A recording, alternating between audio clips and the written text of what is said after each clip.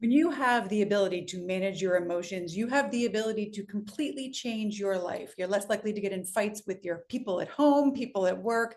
You're more likely to be charismatic and present effectively. It can truly change everything. I recently read this book, Shift by Ethan Kross, and today I'm going to share some takeaways from this book, which subtitle is Managing Your Emotions So They Don't Manage You, so that you can do the work to manage your emotions. My name is Heather Hansen. I read about 200 books a year, and I also used to be a trial attorney. I have prepared hundreds of witnesses for depositions and trial. And one thing they all had in common is they had to manage their emotions. If they got angry, frustrated, upset, teary-eyed on the stand, it could hurt their credibility. So for years, I have tapped into my psychology degree to prepare witnesses for depositions and trial. This book would have come in handy. And so I want to share some of the ideas that I read in this book so that you can use them the next time that you feel frustrated, resentful, angry, scared, anxious, afraid, any of those things.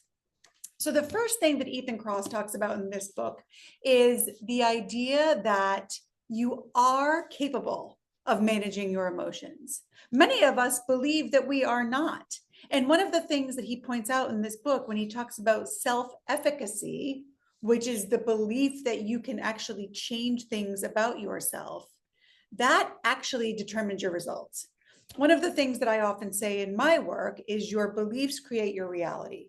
And if you believe that you have the power to change or manage your emotions, you are more likely to tap into that power. Whereas if you believe that you just can't, that your emotions are these out of control freight trains that have no possibility of being managed, you'll never be able to manage them. So if you are someone who's watching this and want to be able to manage your emotions, start to tap into your belief that you can. And one of the ways to do this is to use another idea from this book, and that is to recognize that there is a difference between the trigger and the trajectory. Now, the example that Ethan gives in this book that I think is phenomenal is when you have an itch. So you might have been bit by a bug, or you might have just a random itch on your arm. That itch is the trigger, and you can't control it. You get bit by a bug, you randomly have an itch on your arm. You really can't control that trigger. However, you can control the trajectory. You can control where that itch goes, because the more you scratch, the more you itch. So if instead of scratching, you use some of the tools that he discusses in the book that I'm going to share with you in just a minute, you can actually stop the itch or reduce the itch. Whereas if you indulge yourself in scratching like crazy, you actually make the itch worse. So you can control the trigger, even if you can't control the trigger, but you can control the trajectory. And that's also helpful because it allows you to build belief in your ability to manage your emotions. Remember that that belief is going to be so important as you move forward. And one of the ways we build belief is with stories and evidence. So you can tell yourself the story of the time that you had an itch, which you were able to avoid scratching, and that itch got better. And that will serve as evidence for you that you are able to manage your emotions. So those were two takeaways from this book that I will remember and I will use with my clients. Now I do a lot of work. I'm still a trial consultant and a jury consultant, and I work with lawyers and people who are getting ready for trial. And also I work with people like you who want to present at work or ask for a raise or ask for pitch for money for their business or talk to a board. And in all of those situations, it's a great thing to remember that you can't control the trigger. Someone's going to make you mad. Someone's going to offend you. Someone's going to leave you. Things happen, but you can control the trajectory. Now, how do you control the trajectory is the next question. And he gives us some great answers here. One of the answers that he gives us that is something that I think we all know, but we forget sometimes, is the power of music to influence our emotions. Now, I have to admit to you, I'm a big reader. As I mentioned, I read about 200 books a year. I'm also a big podcast listener, and I tend to go to podcasts rather than music. But now, thanks to this book, I am going to tap into the power of music more often. I will tell you an example from my life that I remember so strongly. When I was in law school, there were days that I would have planned to go out with my friends, and then it would have been a tough time. I worked my way through law school, so I had classes and studying and work, and I would be tired. And my boyfriend at the time, when I was tired or cranky or just not in the mood, he would put on my favorite song, Rick Springfield's Jesse's Girl, and that would change my mood. It would change my emotions. 90% of the time, him putting that song on would get me into an emotional state where I would be much more motivated to go out, and I would go out and I would have a great time. Music can do that for us. And so often, he talks about this in the book, we forget about that. We forget that just playing a favorite song can change your emotion for better or worse. You know, if you really want to wallow in your heartbreak, it reminds me of the movie Bridget Jones' Diary, where she keeps playing the same sad song over and over again, or even an episode of The Office where Michael Scott kept playing Goodbye, My Lover is over and over again. It is really important to know that music, even though I just dated myself with some of those older references, that music can help you to manage your emotions. So that's one really good tool. Another really good tool is something called distanced self-talk.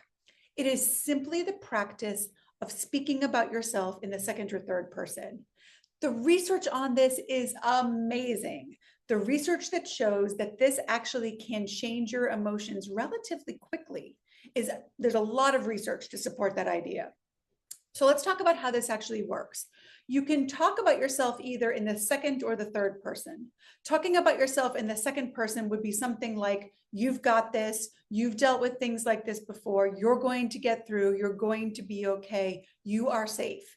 Those are the types of distant self-talk that has been proven to improve someone's emotion and allow them to manage their emotions, change their emotions by talking to themselves. That's talking to yourself in the second person. Talking to yourself in the third person, my name's Heather, saying Heather is completely capable of handling this. Heather has dealt with similar emotions in the past. Heather has always gotten through her tough times. Heather is strong. Heather is resilient. Now that feels a little bit more weird. I know it's actually called Iliism. And I wrote a book called Advocate to Win, where I talked about the power of that kind of self-talk. But if it feels too weird for you, if that's too much, then slip into that second person self-talk, and you will find that it is quite effective. There's a lot of research to back this up. Now, the last thing from this book that I really took as a takeaway is the power of visualization. So visualization, you might not think visualization is really related to emotions, but it is, because your beliefs are related to your emotions. In my work, I often say that your beliefs create your emotions and your energy, which create your actions, which create your results or your reality. And so if your beliefs create your emotions and your energy, visualization can change your beliefs. If you can see something, you are more likely to believe it. And you can either see that out in the real world, or you can see it in your mind's eye. But the thing that I liked about the visualization talk in this book is that Ethan really goes through a different way of visualizing things. And this is specifically on page 200 is where I highlighted this area. He talks about the work of two researchers, a married couple, Gabrielle Oettingen and her husband, it's Peter something. And they break down the way that you're supposed to visualize, and it spells out WOOP, W-O-O-P. So you want to not just visualize yourself standing on a stage with a gold medal around your neck, if that's the thing that you're aiming for. You want to break it down into the wish, the outcome, the obstacles, and the plan. So what is the wish? The wish might be that you want to become, you want to train to be an Olympian. That might be the wish. And so you want to visualize yourself doing the training to become an Olympian. That's the W. The outcome is you standing on the medal stage, taking that gold medal around your neck, and you want to visualize yourself on that medal stage, taking that gold medal around your neck. This is often where people stop with the WO, the woo. And it is not enough, according to the research. You also want to visualize the next O, which is the obstacles. What things are going to get in the way? Hitting the snooze button might get in the way. Having an injury might get in the way. Rainy days when you're supposed to go running might get in the way. And then you want to visualize yourself facing those obstacles and overcoming them. And the last thing is a plan. What is your plan for overcoming those obstacles? Maybe you have an indoor place that you will run. Maybe you leave the alarm clock across the room so that when it goes off, you can't hit snooze. And you want to visualize yourself going through that plan. So it spells out WHOOP: wish, outcome, obstacle, plan. And that form of visualization really seems to work. It really builds belief. And that belief can impact your emotions and your energy, which impacts your actions and your result.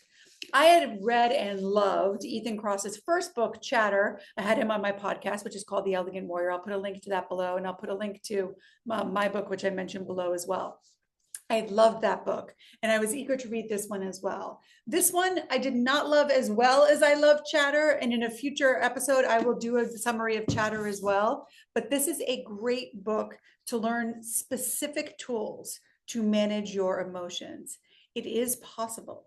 And when you believe it's possible, you can start to use these steps and prove it to yourself by creating and collecting evidence that when you listen to music, try distant self-talk, do some visualizations, you are actually able to change those emotions and manage them so they don't manage you. I will be posting more of these videos about the books that I am reading. Please let me know if there's any books that you recommend for me to read. I love adding to my to be read pile. So bring those on and I will read them and I will report back to you. And in the meantime, as always, take good care.